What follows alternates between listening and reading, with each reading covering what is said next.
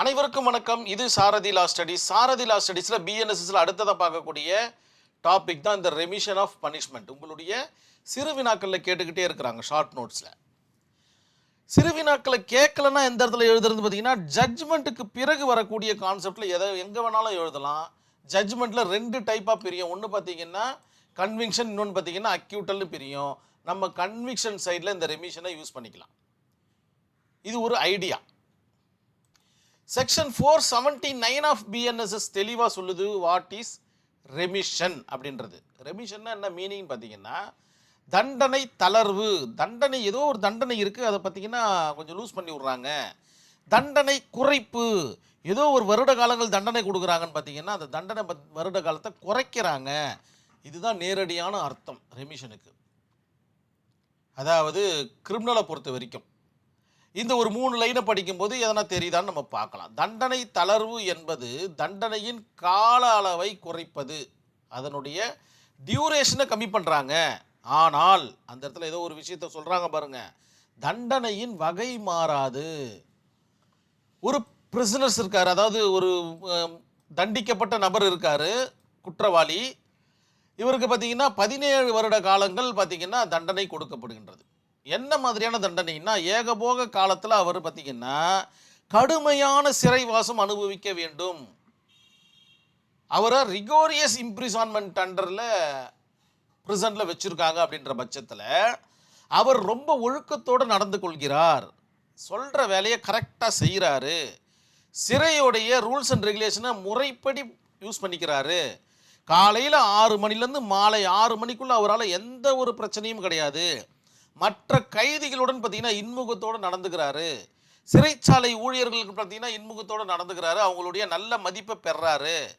அங்கே இருக்கிற தொழிற்பயிற்சி எல்லாத்தையும் கற்றுக்கிறாரு. லேத் இருக்குது, வெல்டிங் இருக்குது, குக்கிங் இருக்குது, டைலரிங் இருக்குது, ஷூ மேக்கிங் இருக்குது. இந்த மாதிரி பல வகையான தொழிற்பயிற்சி இருக்குது. அதெல்லாம் முறையாக அவர் கற்றுக்கிறதுக்கு ஆசைப்படுறாரு. அது மட்டும் அல்லாமல் அவர் படிக்கணும்னு ஆசைப்படுறாரு. இந்த மாதிரியான நல்ல ஒழுக்கத்தோடு அவர் 11 வருட காலங்கள் அவர் சிறைவாசத்தை கழிக்கிறாருன்ற பட்சத்தில் 6 வருட காலங்கள் பார்த்திங்கன்னா அவருக்கு ரெமிஷன் கொடுப்பதற்குண்டான வாய்ப்புகள் இருக்கின்றது. ஆனால் இந்த இடத்துல அந்த ஆனால் இங்கே தான் நம்ம வர ஆனால் தண்டனையின் வகை மாறாது அப்படின்ற மாதிரி சொல்கிறாங்க. ரிகோரியஸ் இம்ப்ரிசான்மெண்ட்னா ரிகோரியஸ் இம்ப்ரிசான்மெண்ட் வரைக்கும் தான். அவருடைய தண்டனை மட்டும்தான் குறைக்கப்படுகிறது, தண்டனையின் வகை குறைக்கப்படவில்லை என்றது இந்த இடத்துல நீங்கள் ஞாபகம் வச்சுக்கணும். உங்களுடைய ஆன்சர் ஷீட்டில் மிக தெளிவாக சொல்லிடணும். மாநில அரசுகள் இப்படிப்பட்ட தண்டனை தளர்வை வழங்கலாம் அப்படின்ற மாதிரி சொல்லிட்டாங்க. ஸோ ஸ்டேட் கவர்மெண்ட்டுக்கு பவர் இருக்குது அப்படின்றத நம்ம புரிஞ்சுக்கணும். ஒரு எடுத்துக்காட்டு போட்டிருக்கு பாருங்கள். நீங்கள் கண்டிப்பாக இதை இல்லுஸ்ட்ரேஷனில் எழுதி தான் ஆகணும். அப்போ தான் உங்களுக்கு ஒரு பேஜ் கவர் ஆகும், இல்லைன்னா பேஜ் கவர் ஆகாது.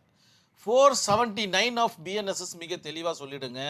இந்த இல்லுஸ்ட்ரேஷன் படிக்கிறோம் பாருங்கள். ஒரு குற்றவாளிக்கு 17 வருட காலம் கடுமையான சிறை தண்டனை நீதிமன்றத்தால் வழங்கப்படுகிறது. 17 வருஷம் அவருக்கு கடுமையான சிறை தண்டனை. அந்த குற்றவாளி ஒழுக்கத்துடன் 11 வருட காலங்கள் கடுமையான சிறை தண்டனையை கழித்தார். ரொம்ப ஒழுக்கமாக இருக்கார், இதுக்கு முன்னாடி சொன்ன மாதிரி என்றால் அவருக்கு ரெமிஷன் கொடுக்க வாய்ப்பு உள்ளது, தண்டனை தளர்வு கொடுக்க வாய்ப்பு உள்ளது. எத்தனை வருட காலத்திற்கு அப்படின்னு பார்த்தீங்கன்னா இந்த ஃப்ளோ சார்ட் பார்க்கும்போது நம்மளுக்கு புரிய வரும் பாருங்க. ரெமிஷன் போட்டாச்சு. ஒன்று பார்த்தீங்கன்னா ஆக்சுவலாக 17 இயர்ஸ் அவர் அனுபவிக்கிறாரு, அதாவது சிறை தண்டனையை அவர் வாங்கிட்டு உள்ளே வந்திருக்காரு. 11 வருட காலங்கள் அவர் சிறை தண்டனையை அனுபவிச்சிட்டாரு. இப்போ ரெமிஷன் பீரியடை 13 இயர்ஸ்ன்னு போட்டுட்டாங்கன்னா அவர் மொத்தத்தில் 13 வருட காலங்கள் அவர் சிறையில் இருந்தால் போதும், தண்டனை வகை மாறாமல். அப்படின்னா 17 - 13 அப்படின்னும் போது என்ன ஆகுதுன்னு பார்த்தீங்கன்னா அவர் 4 வருட காலம் சிறை தண்டனையை அனுபவிக்க மாட்டார். அவரை 13 வருஷத்துலேயே வெளியில் விட்டுடுவாங்கன்னு அர்த்தம். இந்த கேஸ் ஸ்டடியில் கொஞ்சம் ஆனரபிள் கோர்ட் என்ன சொல்கிறாங்க அப்படின்னு பார்த்தீங்கன்னா, state of Haryana versus Jagdish 2010 என்ன சொல்கிறாங்க அப்படின்னு பார்த்தீங்கன்னா, குற்றவாளி தண்டனை தளர்வு பெற விதிமுறைகளின் அடிப்படையில் பரிசீலிக்க வேண்டியது அவசியம் அப்படின்ற மாதிரி சொல்கிறாங்க. பிரிசனுக்குன்னு ஒரு சில விதிமுறைகள் இருக்குது, அதன் அடிப்படையிலும் அவன் ஒழுக்கத்தின் அடிப்படையிலும் பரிசீலித்து தான் நீங்கள் ரெமிஷனை கொடுக்கணும்.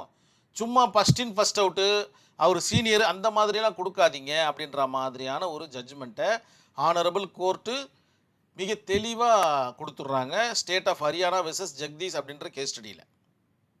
இந்த இடத்துல சீனியாரிட்டிக்கு மதிப்பு கிடையாது, ஒழுக்கத்திற்கு மட்டும்தான் மதிப்புன்றதை சொல்லி இந்த வீடியோவை நான் இதோட கம்ப்ளீட் பண்ணிக்கிறேன். நன்றி, வணக்கம்.